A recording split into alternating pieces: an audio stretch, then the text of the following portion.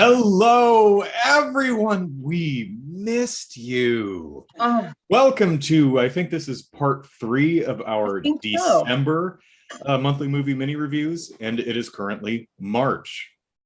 That it And is. there's probably going to be a part 4 and 5 and possibly 6 because I took vacation in December and I watched movies. Yeah, My and you're sister watched televition shows, so she didn't have that many I movies to watch, did. thank God, or we'd be doing our December movies throughout the rest of 2022. But I mean, I watched some really good shows. I mean, Hawkeye, you know, Yeah, that was I enjoyed Hawkeye.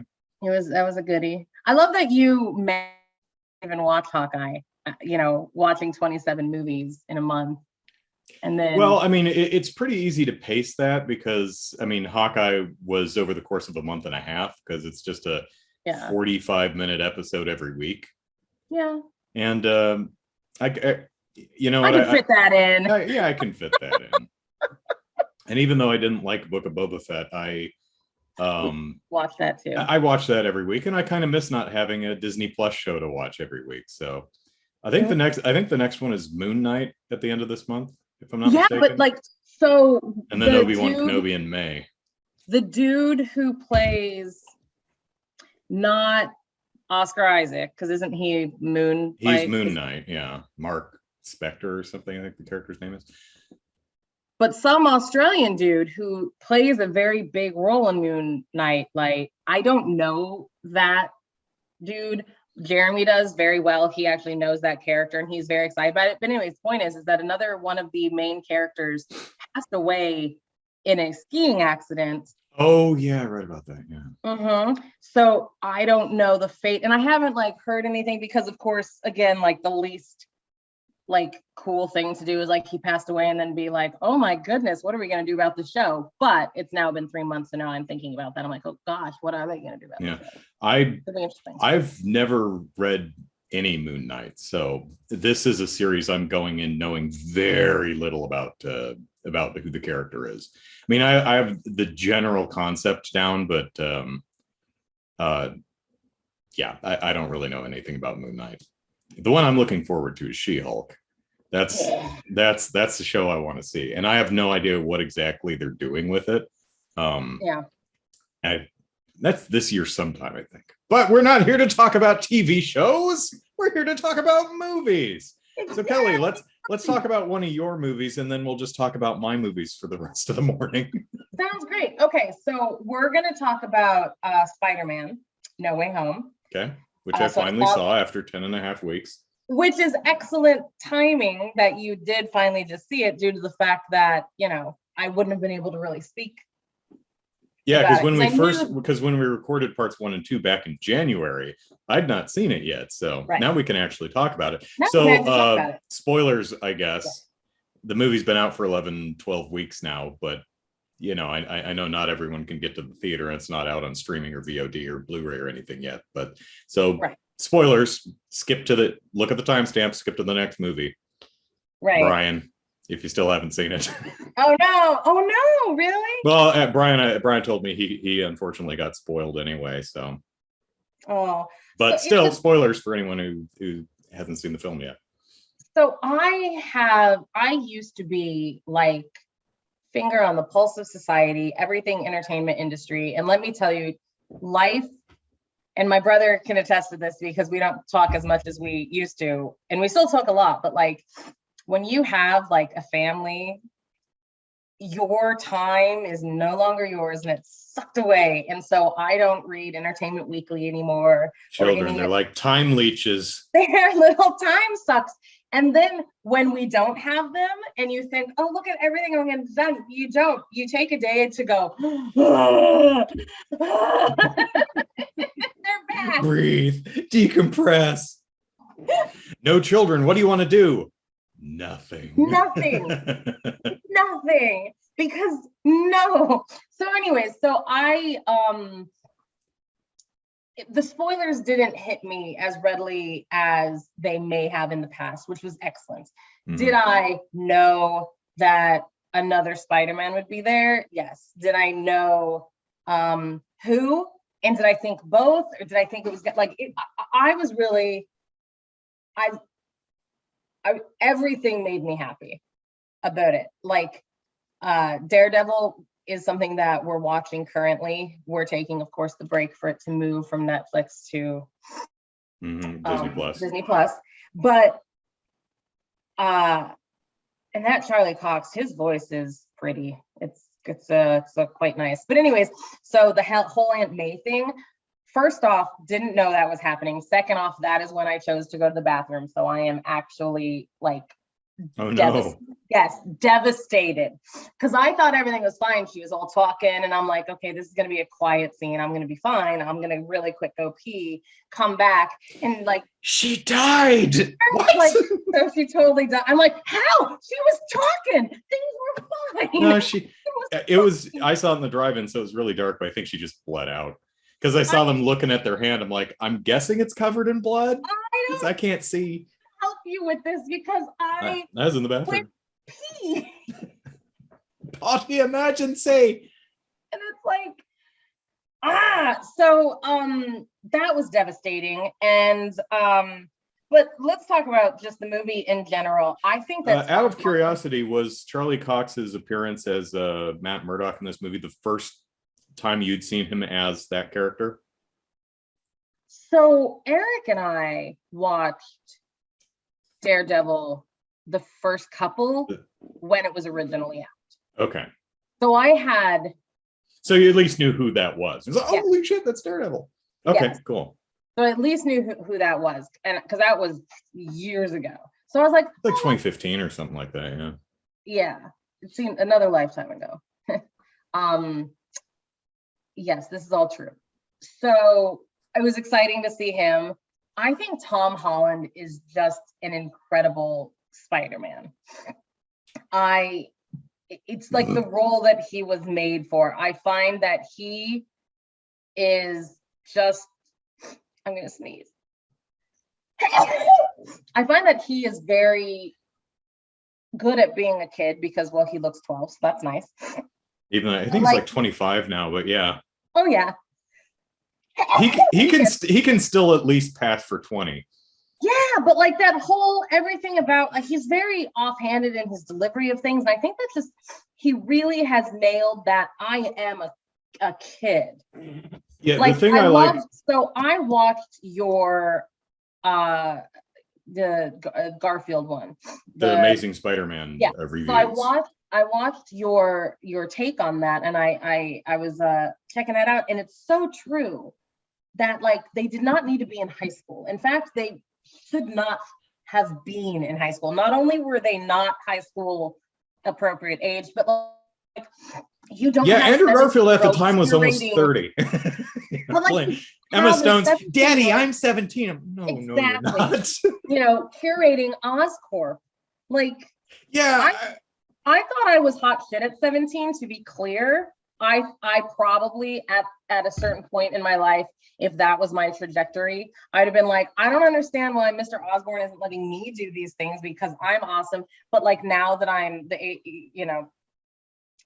something we all know how old brother is, and I'm only 20 months. Hey Norman, should we give the unpaid intern security clearance? Sure. In fact, have her run the tours too. So hey, should our front desk, the security people, give even the slightest shit about security at all? Yeah. Nah. So I love that. So having Tom Holland, he is just best Spider-Man. So he is my favorite Spider-Man. His movies are best movies, even though Spider-Man 2 with Tobey Maguire is pretty hot. I was always concerned. So as we were growing up, you and I know we talked a lot about, it just seemed like every sequel to either a superhero movie or some sort of video game movie or something that was really close to our hearts, it's like they had the first movie good, and then second movie they're like, let's throw as many villains as we can into the fire, and it would just make things so bad. And I remember, us growing up, we're like, oh good, a sequel to fill in the blank is coming. I wonder how many villains they're gonna put. How many villains they're gonna try to shoehorn into this one. I think But like Raimi's Spider-Man 2 only had Batman Returns. All the Batmans and then all the Penguin in it. Yeah, but and then they add another villain for each sequel. With Poison Ivy, with this, and it was just one of those things. Freeze, Poison Ivy, and Bane, I think, is in the. So going into this movie, there was that moment of like, oh no, how are they going to nothing?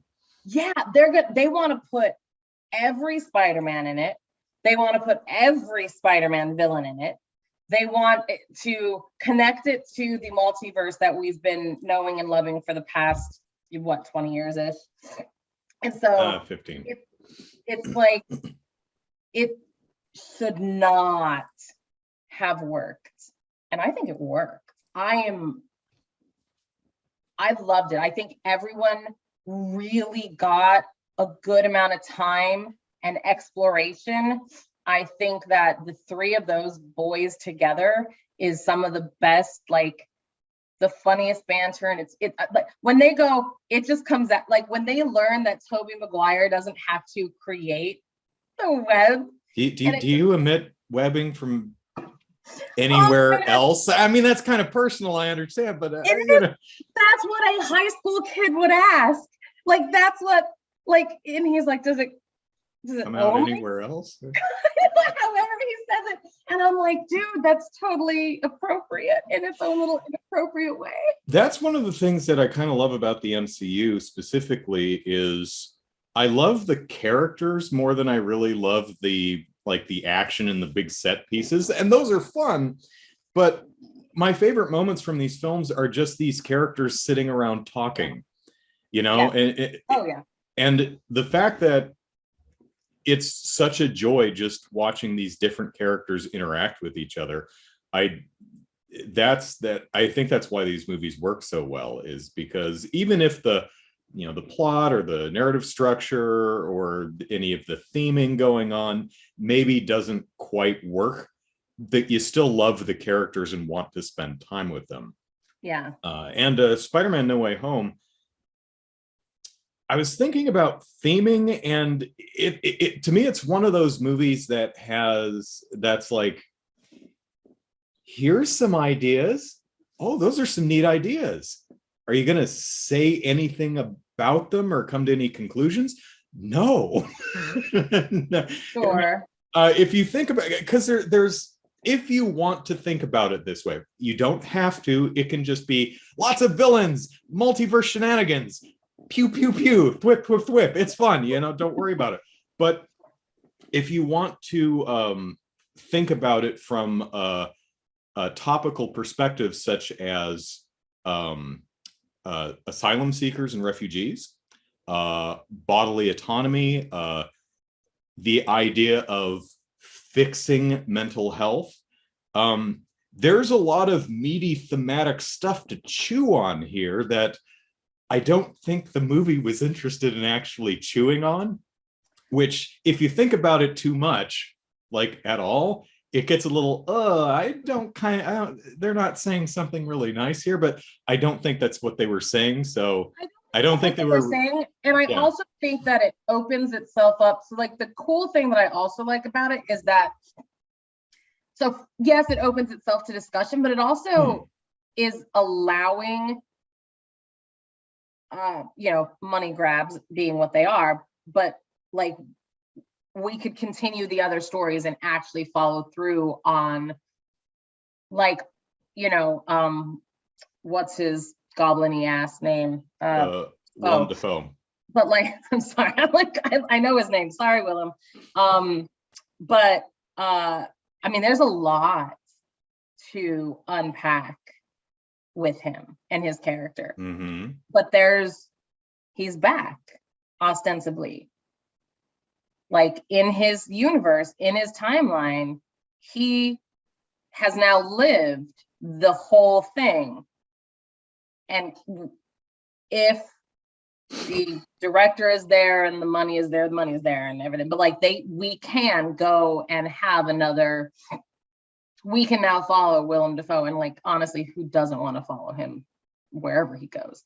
You know, he's captivating. So there are the, like, you know, Andrew Garfield could ostensibly, even though he's not with Willem Dafoe, but like there could be a third installment. He could come back. Like Toby might be a little old to be Spider-Man, even though he somehow still looks like a toddler because he's awkward AF. He's an awkward dude. I don't know if they're spanking the hell out of him, but he still looks good in the onesie.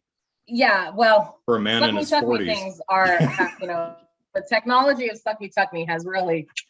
Yeah. I bought a new. This is the funniest thing. So I bought a new sports bra because I do tap now, and I really have to wrap myself up sometimes. Yeah, strap him down. Gotta strap him down. So new sports bras, if you don't know, like are pretty damn tight. And so I had to have Jeremy help me into it. And he quite literally put his knee into my back. Is it a corset sports bra? And I was like, first off, it fits. I don't know why you need your knee in my back, but well, there's a lot of hooks going on. It's not just a 2-hooker, but let me tell you. It's a 4-hooker night. Are you sure that's a sports bra, not a corset? I know. Because it sounds like you're describing a corset to me. I gotta go to tap class now. Where's my corset? Where's my binding?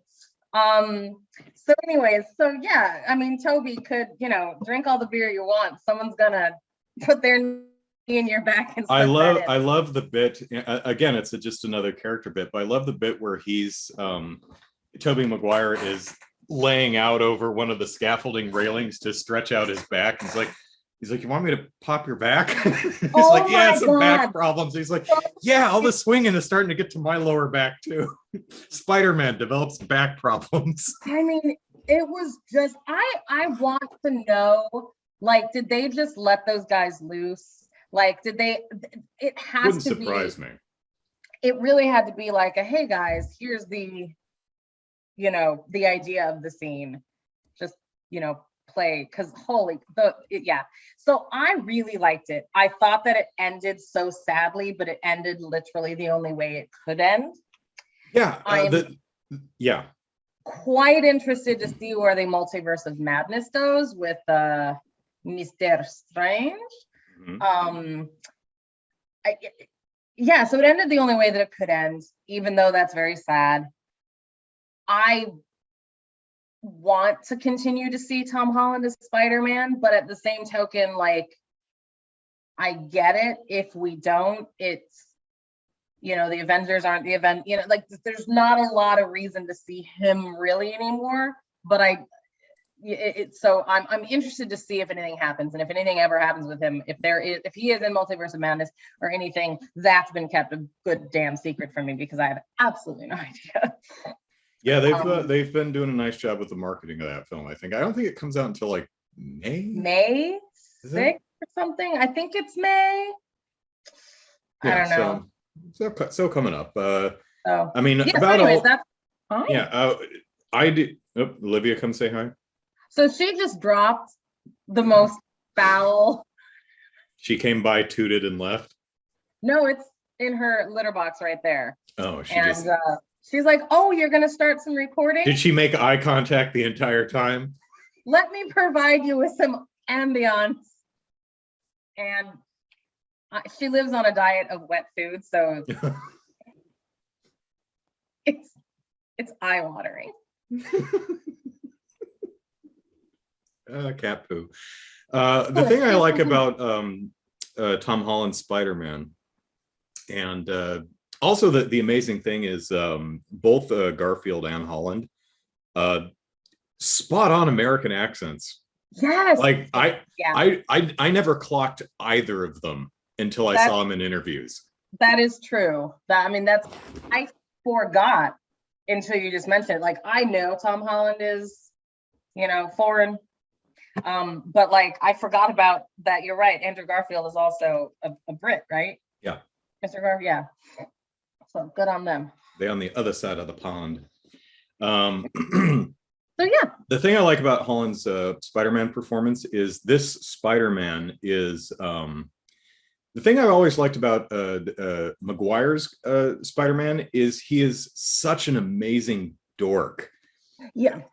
Maguire's Spider-Man, his Peter Parker is the biggest, just solid, complete dork out of all of them. And I love the way he play to many. I think Maguire's performance comes off as really stiff, but to me, he's really just incredibly socially awkward and doesn't know what to do when his mask isn't on. He takes his mask as Peter Parker. He's just like, well, so I have not seen Spider-Man 3. So the Raimi Spider-Man 3. Well, that's the only Spider-Man. Well, I guess No Way Home is Spider-Man 3 but we're talking about that. Okay, the Raimi Spider-Man 3. Raimi Spider-Man 3 when Venom comes in and Peter does the dance that is who did not come in from the multiverse. Right. Sorry, Topher Grace. So, well, we didn't need that. But no. It wasn't your fault, Topher. It's just this is a bad movie.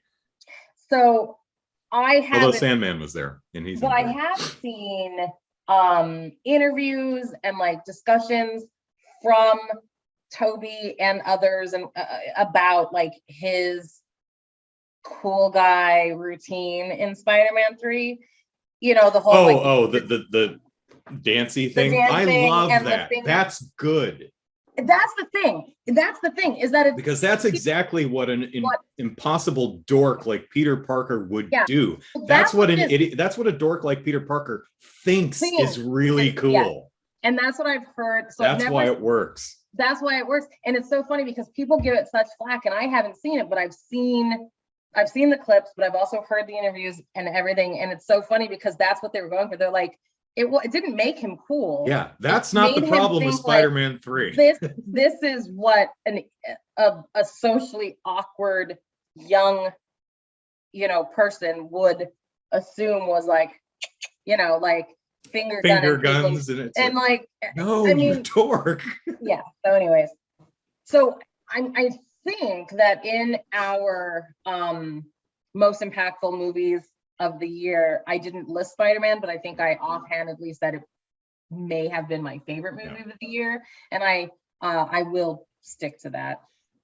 What getting back to what I was saying though, Tom Holland, what I love about his Spider-Man is start talking about cat shit. Yeah. Oh, cat poo. Is that he is a really dumb kid. He makes all the wrong decisions, but not in a way that makes him an asshole, which is kind of the problem I had with Peter Parker in the Amazing Spider-Man, because the Amazing Spider-Man Peter Parker is just kind of a jerk. Tom Holland's Peter Parker isn't a jerk, but he does make all the wrong decisions because he's just a young, stupid kid. Because we all make the wrong decisions. And you're like, no, Peter, no, this is the wrong. But you can totally see why he's doing it. And he is doing it a lot of times. He thinks he's being, selfless and helping other people. And it's like, one of my favorite bits is Stephen Strange, he says, wait a minute, you didn't call the MIT and appeal the decision? Your first reaction was to come to the Sorcerer Supreme. Oh, I also love the fact that on a technicality, Wong is actually the Sorcerer Sorcerer Supreme. Yeah. He's like, yeah, well, I got blipped away for 5 years, so Wong's Sorcerer Supreme on technicality. I'm like, oh, that's great. And then he picks him out of his house. It's like, your first reaction was to exploit the relationship with the wizard? You asshole. What is wrong with you, you dumb kid? Yeah. And it's like, yeah, he's making all the wrong decisions for kind of the right reasons. Like his heart's in the right place, but his head's firmly up his ass. Well, yeah, but like that's Peter Parker. He always makes really bad decisions. He tries not to, but he really, really does. That's also a teenager. Like it's like the whole anything. Kids are always like, I can't say this because, mom will get mad at me. And I'm like, no, I would rather you tell me that you spilled the paint on the floor. So we can clean it up before it dries. So we can clean it up. Like, I'm mad at you that you didn't tell me immediately. Like but it truly is like the whole the head of a kid is boggling. Don't worry. By the time you're 35, we hope it will even out. You know, maybe, yes. Anyways. So okay, Spider-Man, I liked it. Oh, and Venom was actually in the mid-credit scene where Eddie Brock was, and because they were like, yeah, we're not animating this. Yeah, but wasn't that the scene where he's like drunk and like talking? He's at a bar somewhere. He's at a tiki bar somewhere, and yeah, it was We should go meet Spider-Man. It's like, no, we should eat his face. It's like, and then they get zapped back to the Sonyverse. No, go play with Mobius. No one wants you here. Does Tom Hardy does the voice for Venom? Yeah, he does. I love it. I actually do love Eddie. The idea of Eddie Brock and Venom as portrayed in the two Venom movies. They just need better movies, and I think. Just based on the MCU's track record, they could pull that character set into the MCU and it worked just fine as long as they were in a good movie. Because there's a lot of really fun stuff with those characters. But we did talk about that in the we did. We've already talked about the movies. So all right, let us move on to my movies for the rest of the time before I start today's Sunday stream. There we go. So last we left off, I had watched all of the I Spit on Your Grave movies. Yes. All the modern ones, anyone, because I long ago saw the first one. Yes. Well, I also watched The Last House on the Left, the remake from 2009. Now, the original Last House on the Left is a Wes Craven film. Yeah, and I think I've only seen the original. Mm-hmm. And it's kind of a twist on your classic rape revenge movie where you have a girl, in this case, two girls who get kidnapped and brutalized by a gang of thug peoples. And then the thug peoples leave them for, well, one is dead. They leave the other for dead. And then they get caught in like a rainstorm or something. And so they go to the nearest house, which happens to be the parents of one of their victims. But neither one knows that these new house guests are, brutalized their daughter, and nor do they know that this is the house of the woman they just brutalized. Right. Do they know yet that daughter has been brutalized? No. Because from the parents' perspective, her and her friend just went off into town to go to the carnival or something. Okay. And so they just, they meet up with this guy. It's like, hey, you have any weed? And he's like, yeah, I got some weed back at the hotel. And so they go back to the hotel where all the other bad guys are. And then they get, kidnapped and brought out into the woods and brutalized. And that's that. Yeah. And so the daughter actually is somewhat alive. I think she dies in the first movie. I think she survives in this remake. Okay. But they find her. And they realize that the people that are staying in their house are the people that did this. And so the revenge comes from the parents. Oh. So it's a little bit different way to tackle the classic setup of a rape revenge movie. Sure. Now, the first movie, I wouldn't say is good. It's a very interesting watch. The main bad guy, Krug, I think his name is one of those. I've never seen this actor before, never seen him in anything else, but he's like this incredibly compelling presence. It's like, who is this guy? Why is he not in more movies? He's just got this magnetic person. I mean, he's completely disreputable, horrible character, but you just can't help but watch this guy. So hell of a I'll have to look that up. Hell of a casting choice for whoever the casting director was for that. Pardon me. Bless you. But the interesting thing that Wes Craven does one interesting thing that Craven does in the movie. He did the remake as well? No. I'm still talking about the original. Oh, okay. There's a choice he makes, which is a bold choice that I don't think works at all. The rape and brutalization and murder of the girls is intercut with the parents being all happy and goofing around while their daughter's not home, with real happy, bouncy circus music. And I get what they're doing with the juxtaposition of the horror of the attack and the levity and not knowing what's going on. There's a word that I'm not thinking of. Obliviousness of the parents as they're just dicking around the house and playing in the kitchen or doing whatever they're doing. Yeah. I don't feel it. I get what he's doing. It's a bold choice. I don't like it. Anyway, modern movie, the 2009 version, is worse. And I think it's because none of the characters are interesting. The father's Tony Goldwyn, I think his name is. Guy who plays the villain in Ghost, the Patrick Swayze Goldberg movie. And he also plays Tarzan in the Phil Collins Tarzan, which is also the Disney Tarzan. Oh, he's the voice of Tarzan, right? I was thinking live action. I'm like, really?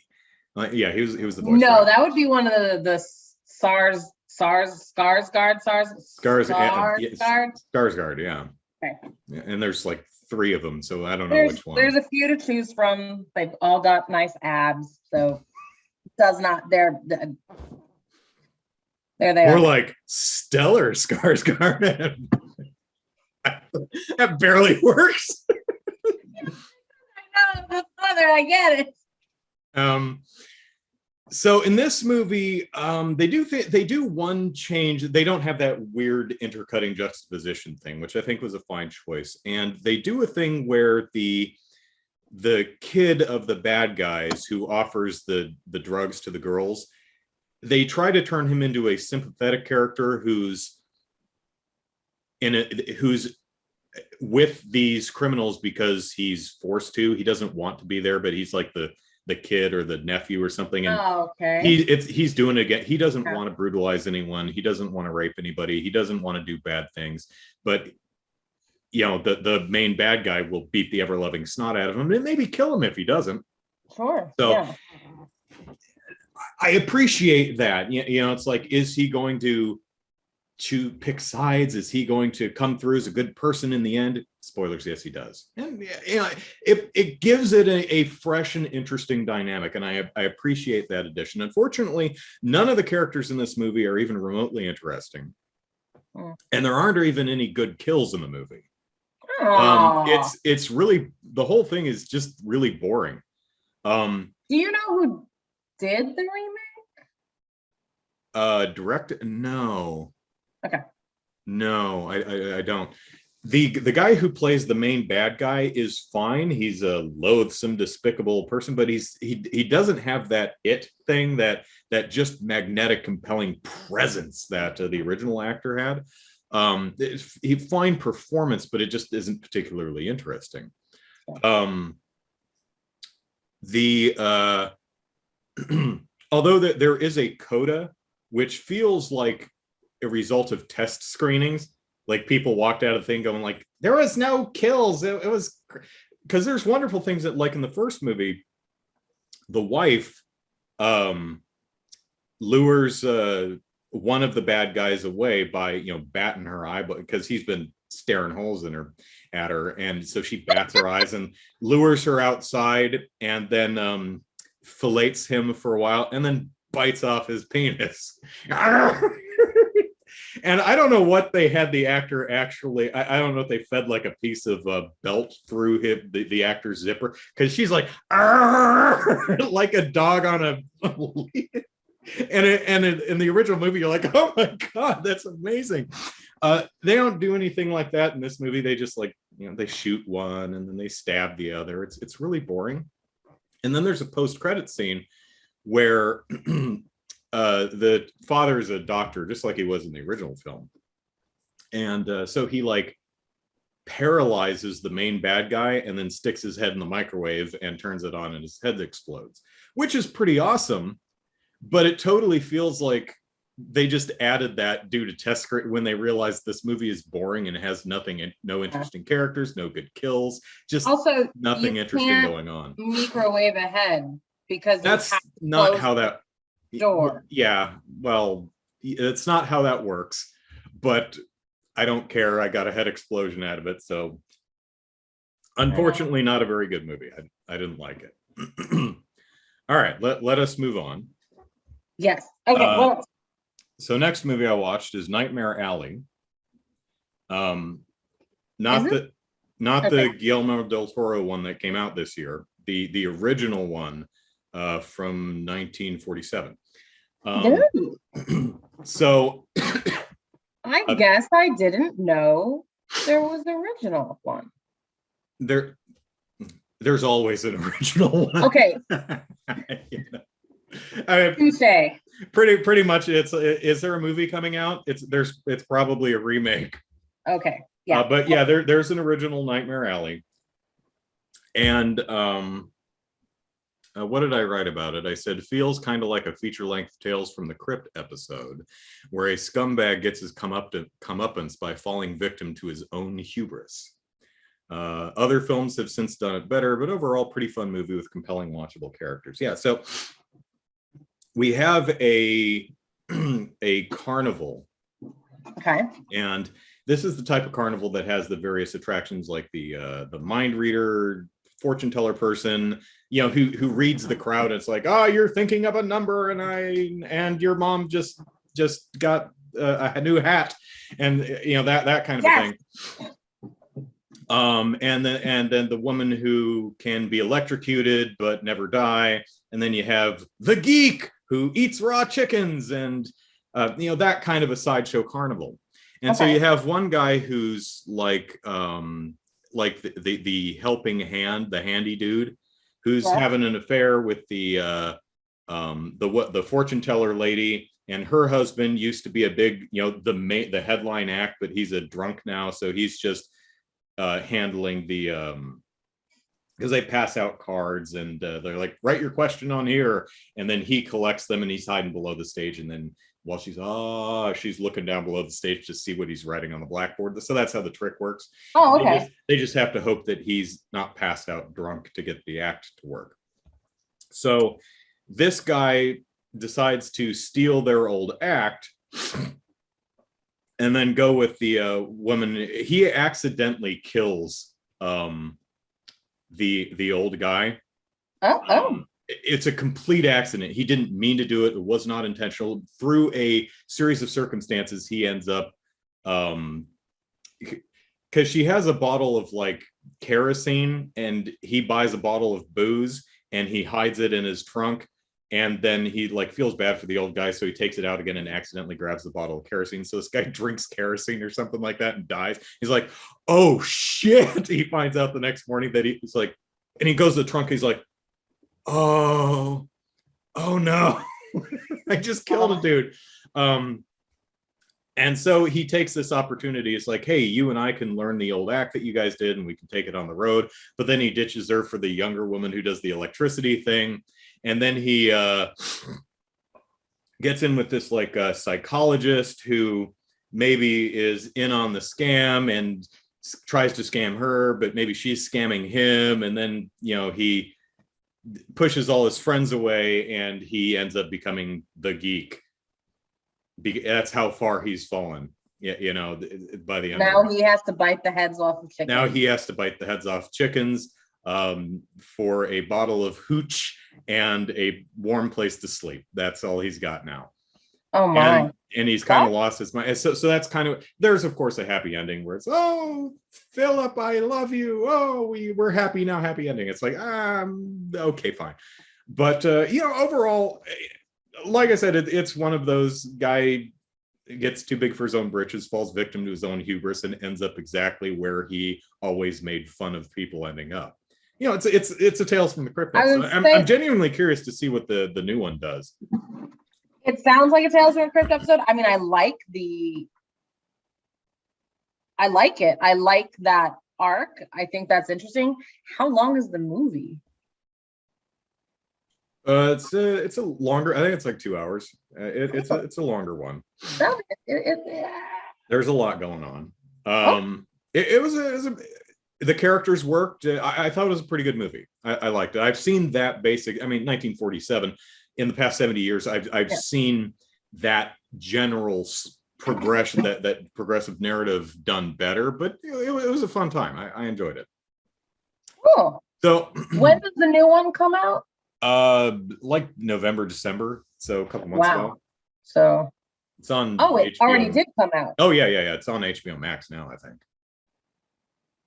Okay. Yeah, so good to know. Might actually have to watch that one. Although it's another one of those, it's like 2.5 hours. I'm like, I know. It's like, I talked to you on the phone about this the other night. Like, I'm barreling into the second half of my life. I don't know if I want to spend time, risk 2.5 hours on what might not be a good movie. I don't have time. Not just that. So we watched, and I told you this, we watched Free Guy again the other night because we watched a terrible, terrible show before it. And as much as I enjoyed Free Guy, and you need to watch it, and as much as it was great, there was that tiny thing in the back of my mind that I'm like, I've already seen this movie. Like, I'm in the second half of my life. Do I really want to spend time rewatching stuff? Yeah, I rarely rewatch stuff. Which is upsetting because you also have that whole, array of discs behind you. And we have that too. And there are movies that I love, but you realize, and I think, why watch something again when I could watch something new? And I think about that. I'm like, all the times I watched Don't Tell Mom the Babysitter's Dead, I could have been expanding my life. Yeah. Okay. Continue. All right, next movie. Coffy. Do you like coffee? I feel like it's not Coffee. No, it's Coffy. It's a Pam Grier movie from 73. Yeah! I'm like, okay. We love Pam Grier. Oh yeah. Honestly, I always, she's such a cultural icon. I always knew who she was, though I didn't see her string of movies from the 70s until lately. I think the first full project I ever saw Pam Grier in was Tarantino's Jackie Brown in like 97, 98, somewhere around there.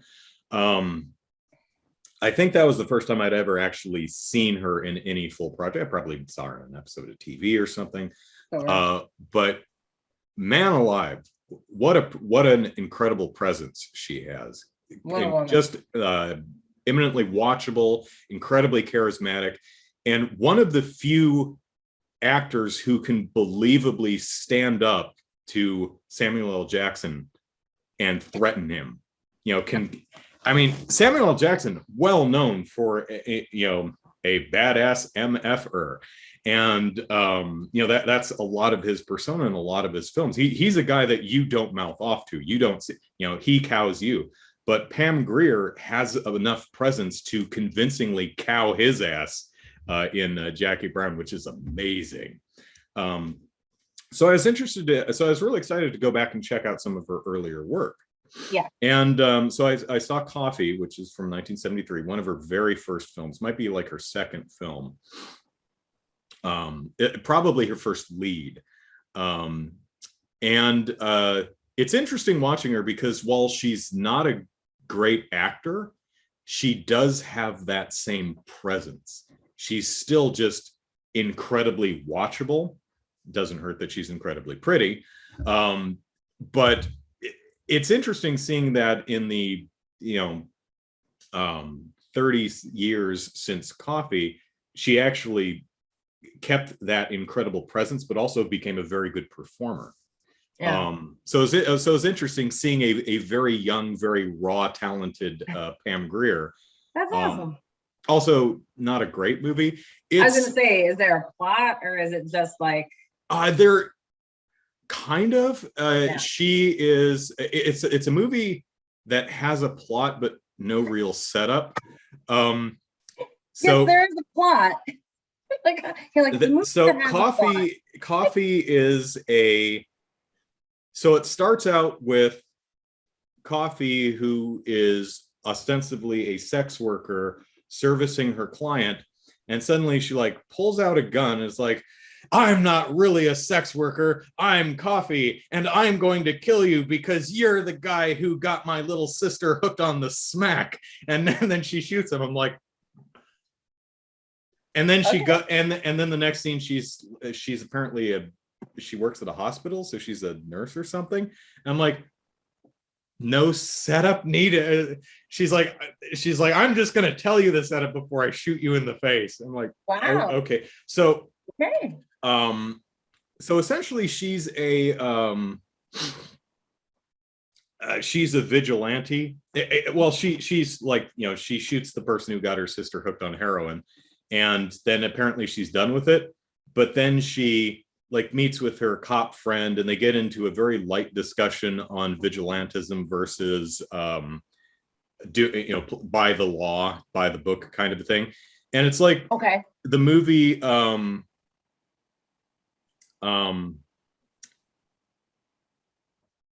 is approaching a theme, but then gets scared, and it's just like, no, violence and nudity. It's like, why have a theme when we can have boobs and blood?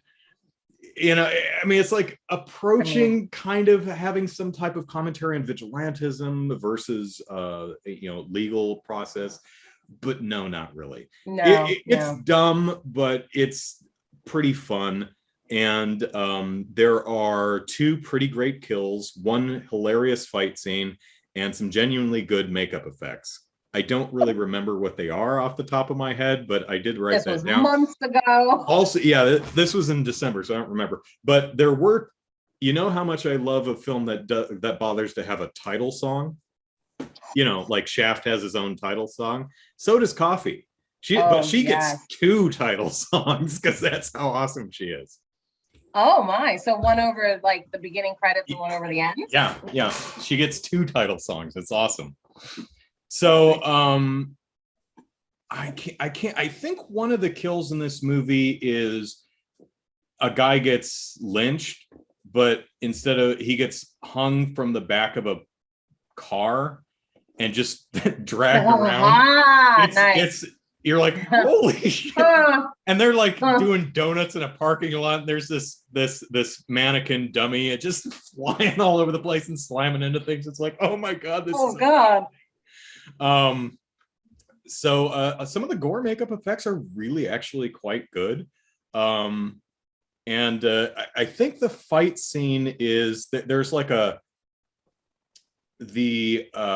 she's posing as a sex worker, and so she goes into the bordello, I guess, and she gets into a fight with all of the women there, and it's like the most amazing cat fight you've ever seen. It's really wonderful. Nice. That reminds me of like the Kill Bill type of when she goes in, let Lucy Liu's the Crazy 88s. Yeah, I was like, I'm like, maniacs? No, crazy. Yeah, this is a fist fight though. So I think if I'm remembering the right movie, I think they're like throwing each other over and through tables, and like it's a catered luncheon where they aren't. So they start throwing slamming their faces into the big bowl of salad or something. It's really funny. And of course everyone's their dresses all get ripped off because that's the kind of movie it is. Yeah, it's boobs. So that's Coffy. It was a fun movie to check out, I thought. That's awesome. So next movie I watched, of course, was Foxy Brown, Pam Grier's next movie from the following year. That's the one I think that she's known, like that's the one that really made her, right? Was Foxy Brown? Probably. I think most people probably remember Foxy Brown more than they do Coffy. Or do they? Because Foxy Brown is the exact same movie as Coffy, just with an actual setup this time. In fact, I was reading some stuff about it online, and it looks like this was originally intended to actually be the sequel to Coffy, but then the production company didn't want to do it. But then they just were like, okay, we're just changing the names, and we're not going to mention that she's a nurse, and because you don't actually know what she does for a living in this movie. Okay. Interesting. But it's another one where her boyfriend is like, if I'm remembering the right movie, and they all blend together because they're all the same movie. I think her boyfriend gets like facial reconstruction surgery because he was a FBI guy undercover, but now he's out, and so he had to change his face. But he gets ratted out by her junkie brother or something like that, and he gets killed. So then she goes on a vigilante rampage again. Also a dumb movie, but still pretty entertaining. Let's see, one pretty great car stunt, and which I don't remember what it is, and a handful of fight scenes impressed with genuinely impressive use of their locations.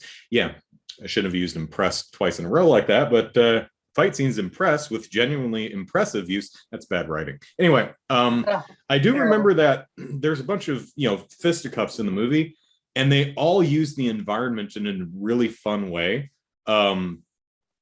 Like there's a fight in a, maybe this is the one where that's in a catered room where they're throwing bowls of salad at each other, but any place that a fight takes place, like in a restaurant or on a street corner near a magazine stand, someone's going to get thrown through the magazine stand. They pick up the trash can. It's just a really wonderful, whoever choreographed these fights used everything they had in that environment and did it in a really wonderful way. That's cool. So I don't really have much else to say about Foxy Brown because it's almost exactly the same movie as Coffy. And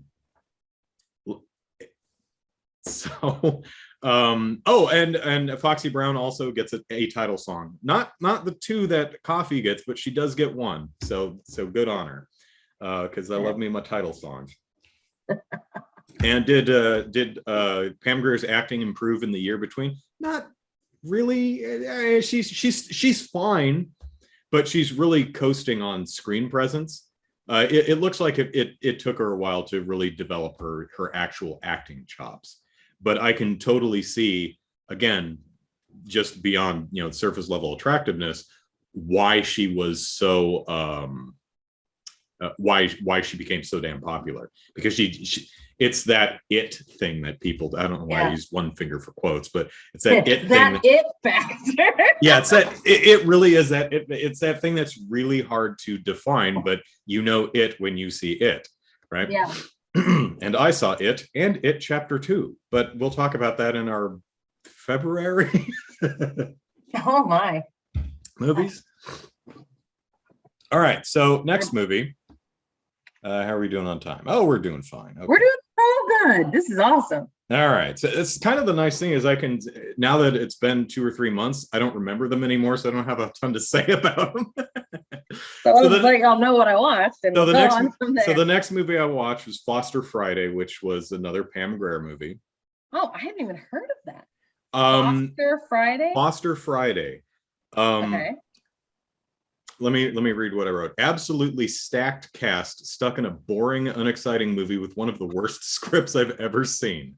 Oh, okay. One good kill and 2 nifty stunts, a car hit and a roof jump, and the funk rendition of Joshua Fought the Battle of Jericho was cool. Joshua fought the Battle of Jericho, and the wall came tumbling down. There's a funk version of that, and it's like, that's awesome. I love it. All right, then. As I said, there's a good kill in it. I don't remember what it is. Apparently, there was some cool stunts with someone getting hit by a car and someone jumping off a roof. I seem to remember, maybe it was. There's something to do with like a plane. I don't remember if this was this movie, or I think it's this movie where she like steals a plane and then drives off, and like someone has to dodge out of the way. I'm trying to remember it, but the movie was terrible. But stacked cast. Let me see if I can remember. Yaphet Kotto plays her part. She's Foster Friday is a journalist or photographer or something, and so she's her name is Foster Friday. Yeah, Foster Friday. And she back to Coffy. The character's actual name is Coffin, but everyone just calls her Coffy. I'm like, Coffin is so badass. How are you not using Coffin as your name? Like, anyway, as her last name is Coffin? Or her name is like Coffin Smith, because then I think her last name is Coffin. Okay. I don't remember what her first name is. But everyone just calls her Coffy. Anyway, so Foster Friday is I think a photojournalist. So she goes to an airport and witnesses a massacre, and so she's investigating a whole conspiracy thing to take down some senator for reasons and stuff. And her partner is Yaphet Kotto, who's wonderful. I think Carl Weathers is in it somewhere. I think he's one of the heavy villain dudes. Eartha Kitt is in it. She plays the woman who like owns the beauty pageant that Foster Friday used to was once the runway model star of before she moved into journalism. Sure. Yeah. Which gives Pam Grier an excuse to have lots of different outfit changes. So it's a wonderful cast. It's just a terrible movie. I mean, it is genuinely one of the worst scripts I have ever seen. It makes no damn sense. It's incredibly boring. But the funniest to hear. But it's got great people in it. I mean, it's got a bunch of wonderful character actors in it. I mean, Eartha Kitt is one of those people. She's one of those people that's like, just read the phone book. I don't care. Right. It's fine. So Coffy. There's no title song, which is a shame. I think that's why the movie failed. Foster Friday, falling apart. Yeah, you don't have your own little song. I mean, it was a downhill trajectory. Coffy had 2, Foxy Brown had 1, Foster Friday had 0. So, it was inevitable. Yeah.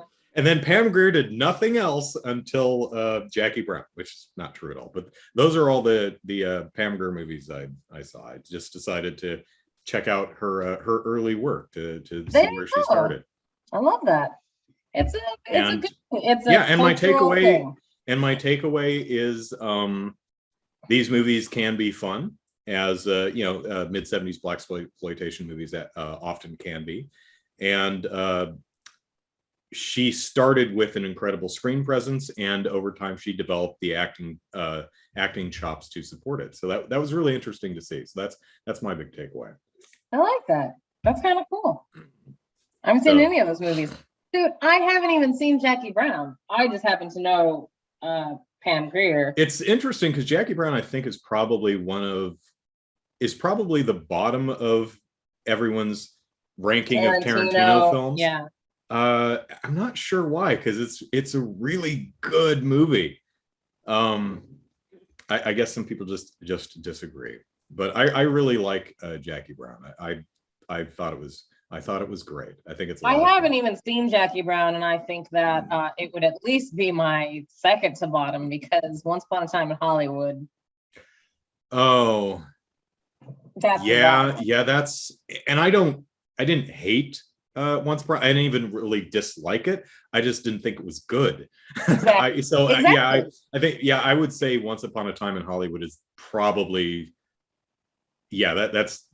There's everything Tarantino, and then there's Once Upon a Time in Hollywood down here, which isn't even bad. It's just it wasn't bad. It just, I remember when we watched it, we're like, what the? There it is. And go back to that review because we watched it together. It was interesting. It's like, no, I just want to take 2 hours to rewrite the history of Sharon Tate and give her, do I have the right person? Sharon Tate, give her some obscenely dirty feet. Quentin. I just want to give this person who was wronged in life a happy ending and remove her from, sadly, the thing that she's actually known for, being murdered. Yeah. And I like that, but I really I think that's a really interesting thing to do with a movie, but it's not really a good movie. Although it's got a bunch of wonderful actors in it who are fun to watch, and they talk the Tarantino talk, so they're fun to listen to. But it ultimately comes off as like, is that it? Was this whole thing just let's do a little history rewrite for this one person, which I don't have a problem with. It just doesn't make for a very good movie, I don't think. Makes for a watchable one, I suppose. But definitely the lesser Tarantino, I think. Yeah. So. Although I've never seen a movie quite like it, in the sense of in the goals sense, trying to do that. I'm like, so props there. There was a lot to respect. Yeah. About it. Respecting a film and enjoying two different things sometimes. Yeah. Two different things. Yeah. Yeah. Like I admire, what was it? Colossus. Yes. Yes. Didn't like it at all. Thought it the sucked. Enjoyment hated factor it. of watching it. I wanted to leave. The enjoyment factor of discussing it, debating it, very good. Yeah. Oh yeah. But but both of us were in the theater. We're like, we could both sense from each other, we want to leave.